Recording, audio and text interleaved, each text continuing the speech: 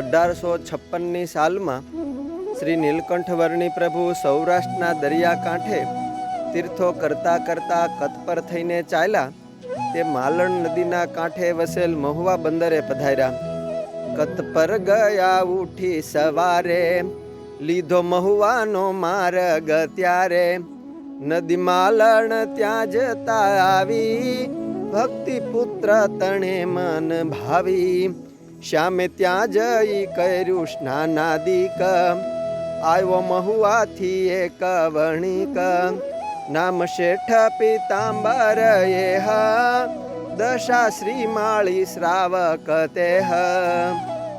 શ્રી હરિએ માલણ નદીમાં સ્નાન કર્યું, ગામ તરફ ચાલતા થયા. એ જ સમયે નદી ઉતરીને ગામના શ્રાવક વણિક પીતાંબર શેઠ વસાણાનું ગાડું ભરીને ગામ કળસારથી અધવારું હોય એ કેળે જતા સામા મળ્યા.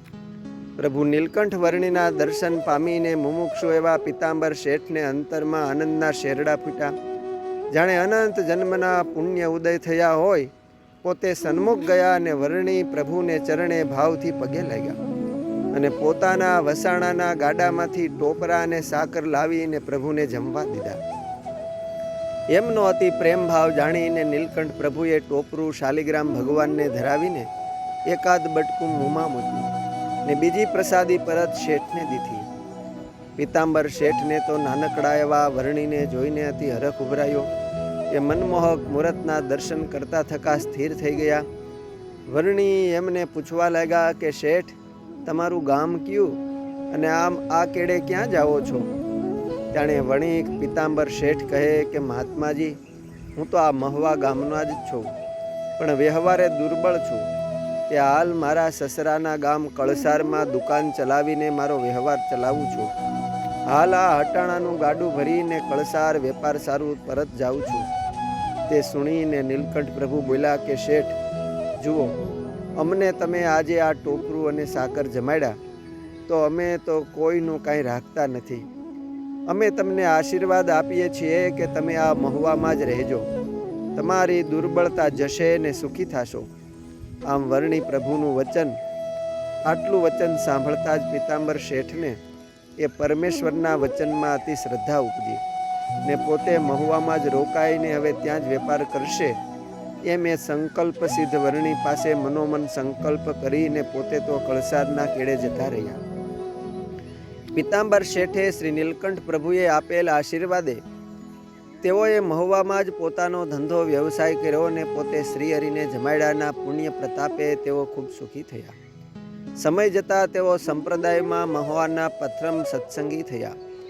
પીતાંબર શેઠને નરસિંહ, દામજી અને જેઠો એમ 3 દીકરાઓ હતા. સમય જતાં જેમાંથી દામજી શેઠને શ્રી હરિના દીક્ષિત એવા પરમાનંદ સ્વામીનો યોગ થયો. વર્તમાન ધારણ કરીને તેઓ સત્સંગી થયા. તેઓ પોતાનો શ્રાવક વણિકનો ધર્મ તજીને શ્રી હરિના પરમ અનુયાયી થયા હતા.